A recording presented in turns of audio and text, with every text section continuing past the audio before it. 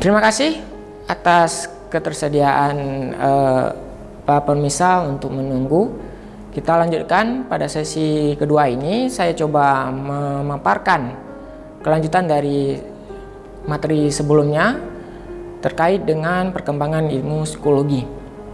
Nah, seperti yang sudah saya sampaikan sebelumnya bahwa ilmu psikologi itu berkembang dan memiliki beberapa aliran ilmu psikologi yang menunjang tumbuh dan kembangnya ilmu psikologi itu hingga bisa dikenali oleh masyarakat dunia. Salah satunya adalah psikologi strukturalisme yang diperkenalkan oleh Wilhelm Wundt. Nah, psikologi strukturalisme itu termasuk dalam kategori psikologi eksperimen klasik. Di samping Wilhelm Wundt, William James yang juga berkebangsaan Inggris, dia juga memperkenalkan psikologi eksperimen klasik ini. Dalam perkembangannya, mereka memanfaatkan hewan untuk alat percobaan mereka. Ini untuk menghindari terjadi kesalahan dalam menggunakan kode etik ketika kalau mereka menggunakan alat percobaan itu pada manusia. Jadi mereka memanfaatkan hewan untuk menggantikan posisi manusia. Nah, terkadang para ahli juga mencoba mencari hubungan antara perilaku hewan dengan perilaku manusia. Nah, pada dasarnya adalah hewan memiliki insting dasar dan manusia juga memiliki insting dasar. Hanya saja manusia memiliki akal dan pikiran sehingga tahu mana yang benar dan mana yang salah. Nah, selanjutnya adalah ada aliran psikologi psikoanalisis yang diperkenalkan oleh Sigmund Freud. Nah, psikoanalisis ini adalah model perkembangan kepribadian filsafat tentang manusia, dan salah satu treatment yang cukup dikenal dalam psikologi analisa ini adalah hipnoterapi. Sudah saya sampaikan tadi sebelumnya pada sesi sebelumnya. Kemudian menurut Freud, struktur kepribadian jiwa seseorang itu terdiri atas 3 bagian. Ada id, kemudian ada ego, dan satu lagi ada superego. Nah, berbicara dengan id adalah sesuatu yang berada di alam bawah sadar. Itu berkaitan dengan insting, berkaitan dengan kemauan, nafsu, ya, itu ada pada semua manusia, bahkan pun hewan. Kemudian ego ini berkaitan dengan realitas, artinya sudah berkaitan dengan alam sadar.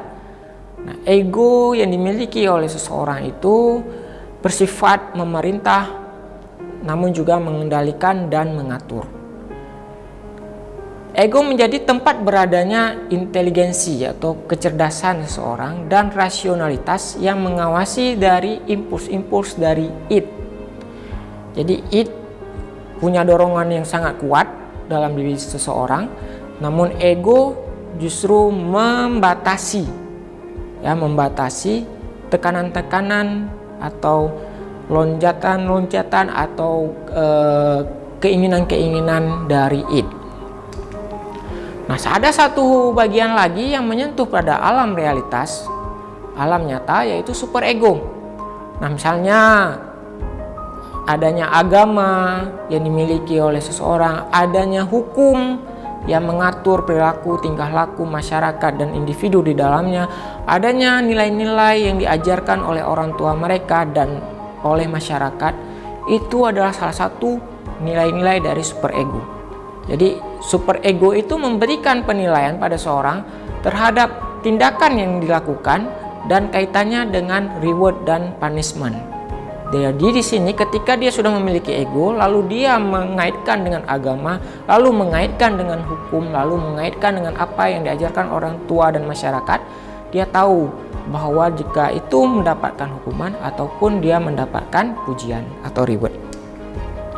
Kemudian dalam aliran psikologi behaviorisme ini menekankan pada pengaruh lingkungan.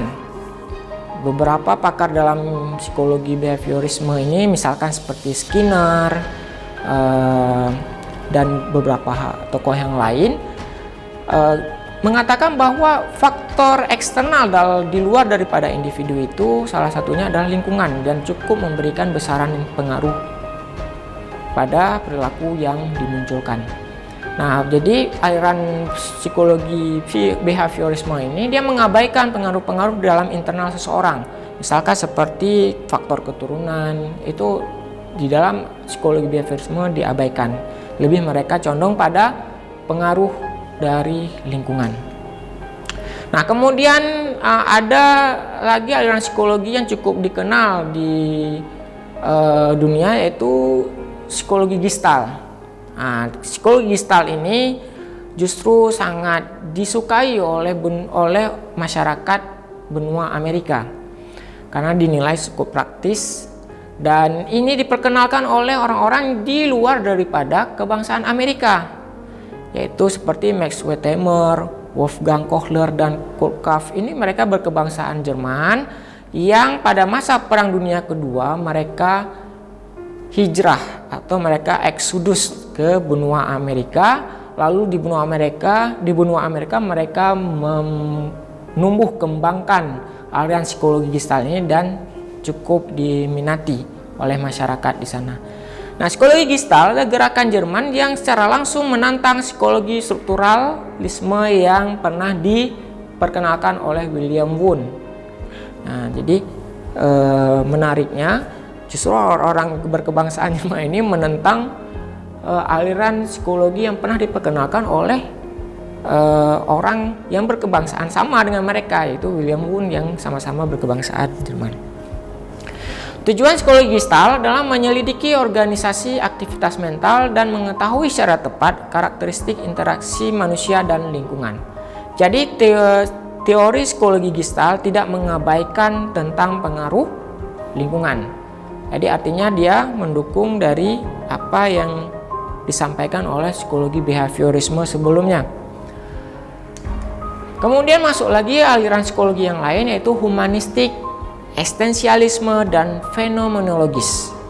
Ini satu rangkaian aliran psikologi yang menjunjung dan mengakui keberadaan manusia itu sebagai manusia yang seutuhnya. Jadi dalam memberikan persepsi, dalam menilai manusia itu harus ditempatkan pada sisi yang netral dan melihat manusia itu tidak parsial tapi secara komprehensif. Nah, netralis ini maksudnya adalah manusia memang sebagai subjek, bukan objek, bukan orang yang dimanfaatkan, tapi sebagai orang yang melakukan, yang menentukan, yang memberikan keputusannya sendiri, kemudian memberikan nilai dan arti pada lingkungannya sendiri dan menentukan kemauannya secara independen. Tidak ada unsur pemaksaan. Jadi betul-betul manusia ini netral untuk memberikan nilai sesuai dengan kemauannya. Nah, aliran psikologi ini cukup dikenal sampai saat ini, dan ini diperkenalkan oleh salah satu tokoh yang bernama Abraham Maslow, dan mungkin ada tokoh-tokoh lain seperti Carl Rogers dan lain-lain. Kemudian ada aliran psikologi kognitif. Nah, kognitif maksudnya adalah pikiran, ya. Ketika seseorang menggunakan pikirannya, artinya dia melalui proses-proses yang bertahap, dimulai dari mengamati, melihat, menduga, lalu bisa memberikan penilaian. Ya, jadi ini dalam bentuk konsep umum untuk mengenali sesuatu. Nah, psikologi kognitif berfokus pada elemen kesadaran atau alam sadar. Ada beberapa tokoh yang berperan di dalam psikologi kognitif, salah satunya adalah Howard Gardner. Beliau yang memperjelas tentang multiple intelligensi. Baik, untuk kesempatan ini kita padai dulu, nanti kita akan sambung pada sesi selanjutnya. Terima kasih atas perhatiannya, kita jumpa lagi di sesi yang selanjutnya.